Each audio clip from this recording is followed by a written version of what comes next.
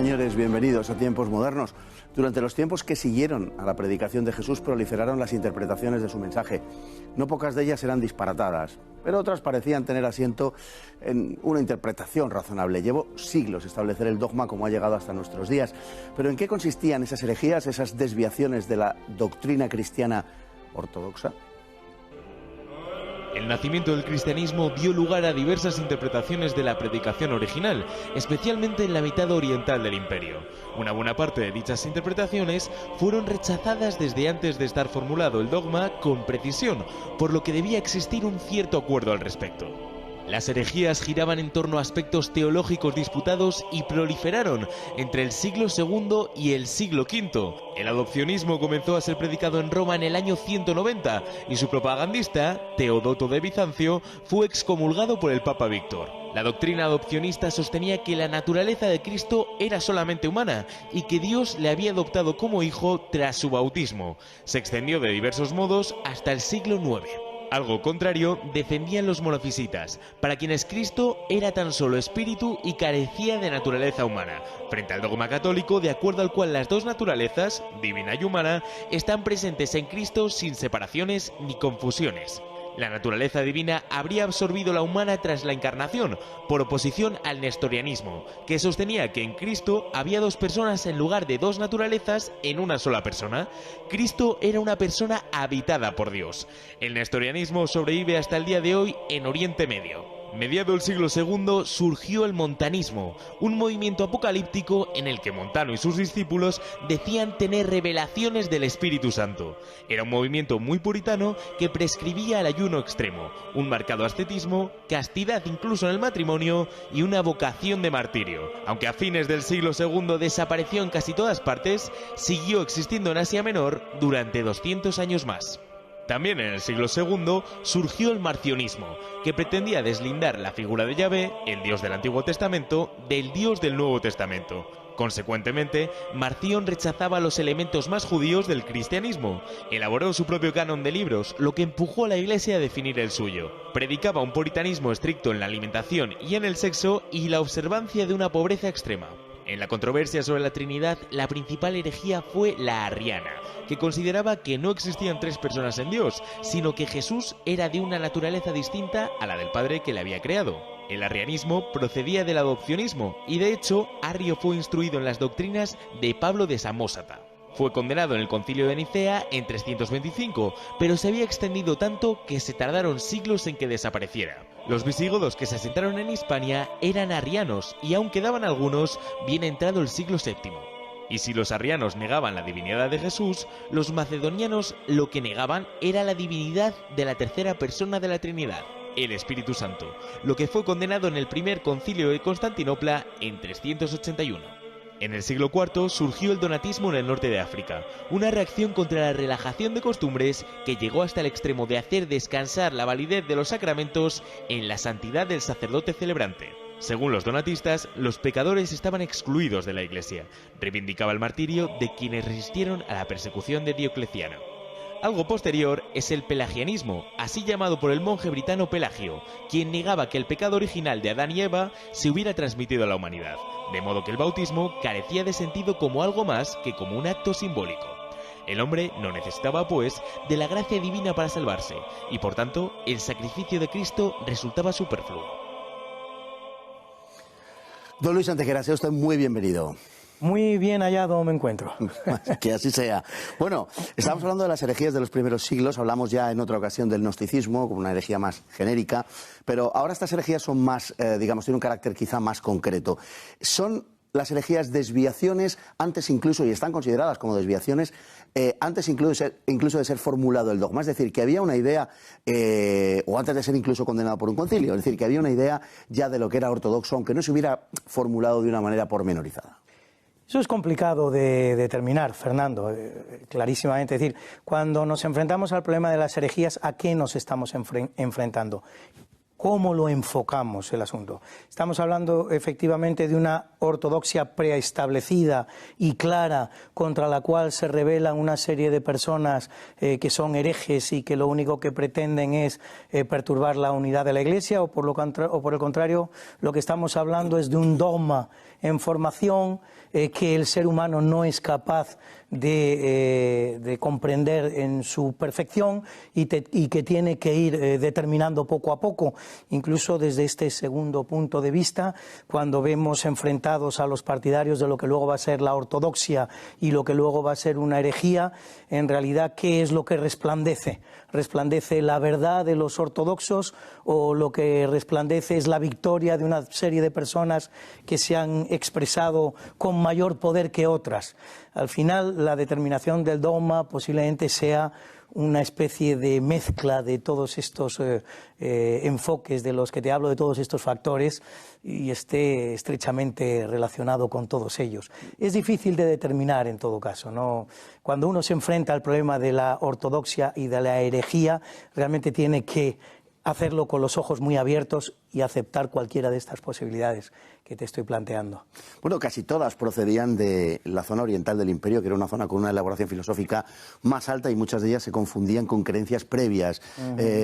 También el cristianismo ortodoxo, obviamente, bebía de fuentes previas, pero llama la atención poderosamente porque marca el diferente grado de desarrollo de una parte y de la otra del imperio. Claro, eso es así, eso está claro. Es decir, en el momento en que se traslada la capital a Constantinopla, cosa que hace Constantino el Grande a principios del siglo IV, toda la intelectualidad romana, todas las élites políticas, académicas, efectivamente se trasladan con el imperio a Constantinopla, y evidentemente es ahí donde se forman las teorías más importantes y que tienen mayor alcance. Es más, Roma, a partir de ese momento, empieza una lenta decadencia que la convierte en un momento dado en una provincia de su propio imperio, cuya capital está en Constantinopla, en un segundo momento en capital de un imperio menor, que es el imperio de Occidente, menor indiscutiblemente que el de Oriente, y en un tercer momento hasta incurrir en una decadencia absoluta y plena. Date cuenta que Roma, que llega a alcanzar una población probablemente bastante superior al 1.000.000 de habitantes, llega a tener en algunos momentos de la Edad Media 30.000 habitantes. Sí, es un pequeño pueblecito completamente decadente. Entonces, evidentemente, todo lo que implica intelectualidad viene de Oriente. No solo eso, sino que evidentemente lo que sí se establece desde un primer momento es la primacía romana. Roma tiene una primacía reconocida incluso en estos momentos en que la decadencia es tan absoluta que apenas se trata de una ciudad de 40 o 50.000 habitantes. Es lógico que la disidencia, es lógico que la herejía venga del exterior, venga de las otras grandes iglesias del cristianismo, entre las cuales notablemente las que se consideran iglesias patriarcales desde el Concilio de Constantinopla, que son la propia Constantinopla, la última en ser declarada tal, Antioquía, Jerusalén y Alejandría. Y no solo eso, sino que muchas veces el dogma que luego va a pasar por oficial también es defendido por alguna o por varias de estas iglesias. No es siempre una lucha de las iglesias orientales contra Roma. No. Las alianzas son de lo más variables en cada momento y por lo que hace a cada herejía.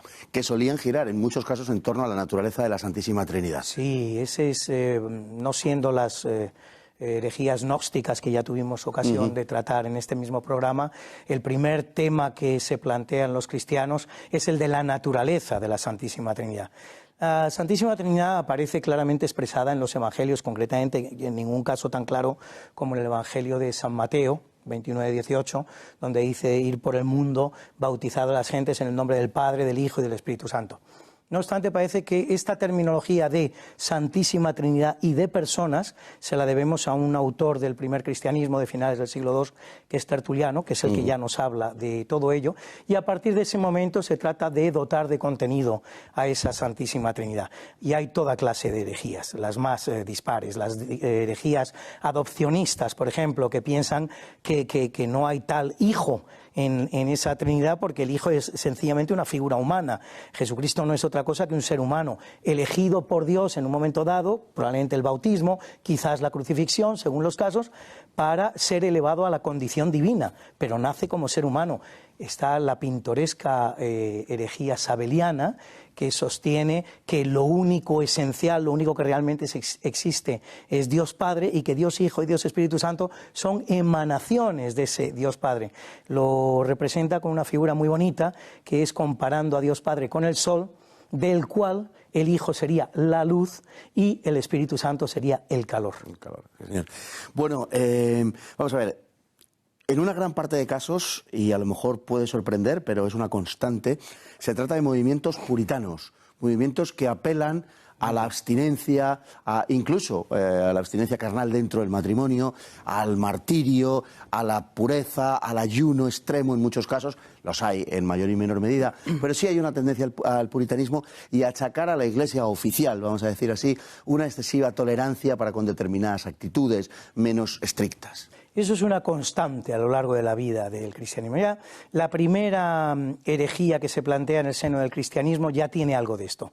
Es el ebionismo. El ebionismo son una serie de cristianos probablemente muy allegados, muy apegados al cristianismo de Jerusalén, del obispo Santiago, el discípulo del Señor y hermano del Señor, según nos dice San Pablo. Este bionismo, aparte de sostener que Jesús es simplemente un ser humano y no es otra cosa que el Mesías, ya apela a la pobreza y a la pureza de comportamientos, hasta tal punto que ebionita es una palabra que tiene su raíz en el término hebreo ebión, que significa pobreza. Esto lo volvemos a ver en los montanistas, que se han citado ya en la introducción de este programa. También lo vemos, por ejemplo, en los cátaros. Los cátaros, para alcanzar la perfección, la del cátaro, es decir, aquel que se puede salvar, porque los demás dentro del catarismo no se pueden salvar. El cátaro es aquel que cuando muera su alma quedará definitivamente liberada del cuerpo y por lo tanto se salvará y estará en la presencia del ser divino. Ese cátaro, ese puro, ese perfecto, está obligado a una abstinencia sexual, a una serie de ayunos, a una serie de sacrificios corporales que son durísimos, que se llaman enduras. Por lo tanto, los jansenistas, ya estamos hablando de una herejía muy posterior, del siglo XVII, vuelven a incurrir en ese puritanismo. Los puritanos británicos, una herejía dentro de otra herejía, el puritanismo dentro del anglicanismo como herejía de la herejía, una vez más inciden en lo mismo. Ahora bien, también se da lo contrario. En algunos grupos casos, gnósticos, sí, hemos visto, y se citó en el anterior programa que tuvimos aquí, que se refirió a las herejías gnósticas, vimos como algunos grupos gnósticos efectivamente se daban al pecado, se daban al exceso, precisamente basados en esa idea de que como lo que realmente existía era el alma, pues el cuerpo era una cárcel del alma, una cosa perentoria que podía verse, a la que se le podía liberar con cualquier tipo de estos excesos. Claro, si el cuerpo no tiene importancia, lo que se hiciera con él efectivamente, tampoco, ¿no? Bueno, si hay algún momento que podemos situar, siempre es complicado en la historia, pero que podemos situar como un momento particularmente importante en la conformación de la ortodoxia, tendríamos que citar en primer lugar el Concilio de Nicea en el año 325. Sí, por supuesto. El Concilio de Nicea es importantísimo, tiene una importancia enorme. Primero, desde el punto de vista dogmático que aquí nos ocupa, y de ortodoxia y herejías, porque se condenan muchas herejías. Concretamente, la que probablemente es, si no la más importante, una de las más importantes en la vida de la Iglesia, que es el arrianismo. El arrianismo. ¿Por qué es importante el arrianismo? Bueno, el arrianismo lo primero que sostiene, como se ha dicho ya, es que efectivamente es una forma de adopcionismo. Jesús es un ser humano que en un momento dado es adoptado por Dios y convertido en un ser divino. Pero la importancia del arrianismo es que todos los pueblos germánicos, todos los pueblos bárbaros que rodean el imperio son educados en el cristianismo arriano por mor del deseo del emperador Constancio II, que manda al misionero Ulfilas, que lleva a cabo una labor importantísima y eficacísima en ese sentido. Cuando el Imperio Romano, notablemente el de Occidente, se ve desbordado por las tribus germánicas que ocupan las Galias, que ocupan Hispania, que ocupan la península itálica, lo que viene a esos territorios es un cristianismo arriano. Y ese cristianismo arriano cuesta muchísimo tiempo, cuesta siglos, hasta el siglo VIII y IX, realmente desembarazarse de él. Por eso es un cristianismo muy importante. Constantinopla condena el arrianismo, como condena también otras herejías, una lista de herejías. Pero no es la única importancia que tiene Nicea por lo que hace desde el punto de vista histórico. Nicea representa una nueva manera de afrontar el problema de la ortodoxia y de la herejía, que es mediante los concilios, la reunión del obispo principal, que no es otro que el obispo de Roma, con los grandes obispos de la cristiandad para decidir sobre la ortodoxia y las herejías. Representa también, es una expresión clara de un fenómeno muy importante en este momento de la vida de la Iglesia, que es el patronazgo que sobre ella ejerce el emperador. Un patronazgo del que la Iglesia no se va a desembarazar en muchísimos siglos. Durante mucho tiempo el emperador va a tener que confirmar y que ratificar el nombramiento de los papas, y de hecho es el que convoca los concilios durante mucho tiempo. El propio Carlos V convoca el concilio de Trento. El concilio de Nicea es convocado por Constantino el Grande. Claro. Bueno, hay una herejía que es el donatismo, que es una herejía también con su dimensión teológica indudablemente, y que digamos que tiene su origen en la poca santidad del oficiante. Es decir, que lo que viene a señalar es que para que los sacramentos tengan validez, el sacerdote, el oficiante, tiene que estar en gracia de Dios. Y por tanto, aquellos que se han comportado durante la persecución de Diocleciano, que acaba de suceder, sí, efectivamente, es determinante, la gran persecución de Diocleciano, aquellos que se han comportado traicionando a sus comunidades, ya no pueden, porque han colaborado con el poder político, ya no pueden administrar esos sacramentos. El punto de partida es justamente esa persecución de Diocleciano, que da lugar a que muchos cristianos se evadan del martirio, pues haciendo sacrificios al emperador o incluso apostatando. El problema debió registrar cierta importancia para que un obispo de nombre Donato, del que conocemos muy poco, por cierto, apenas que murió en el año 355 y poco más, pero sí conocemos en cambio el contenido de sus enseñanzas. Y este obispo Donato lo que predica efectivamente es que esos cristianos que han evadido el martirio de alguna manera no deben formar parte de la comunidad cristiana, lo cual, si es importante a nivel de fiel, todavía es mucho más importante a nivel de presbítero, a nivel de aquellas personas que son las que tienen que oficiar los sacramentos, hasta tal punto que los sacramentos que ellos ofician no son válidos, independientemente de que la persona que la reciba pueda ser un buen cristiano. No vale su bautismo, no vale su Eucaristía. Esto es efectivamente lo que implica la herejía donatiana, que será ¿cómo se llama? Condenada en el concilio de Nicea de 325 también. Bueno, otra herejía, quizá la última de las grandes en surgir, en aparecer, es el pelagianismo. Pelagianismo que, predicado por un monje britano y que hace referencia a la cuestión de la gracia y también del bautismo, de la necesidad de bautismo, sí, por la cuestión del pecado original. Efectivamente, el pelagianismo en lo que pone el acento es en la cuestión del pecado original.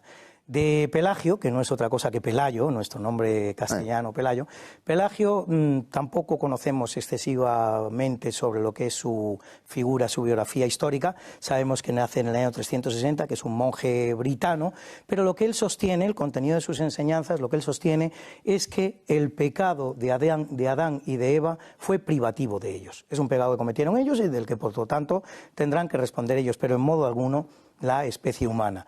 Esto tiene consecuencias de muchos tipos. La primera consecuencia que tiene es que el bautismo, en todo caso, es un signo, es un símbolo, es un rito que sirve para convertir a alguien en cristiano, pero nada más. No le libera de un pecado original que no existe, porque el pecado original no se transmite. Esto también significa que el ser humano no necesita de la gracia divina para salvarse, claro, y que está absoluta y completamente y únicamente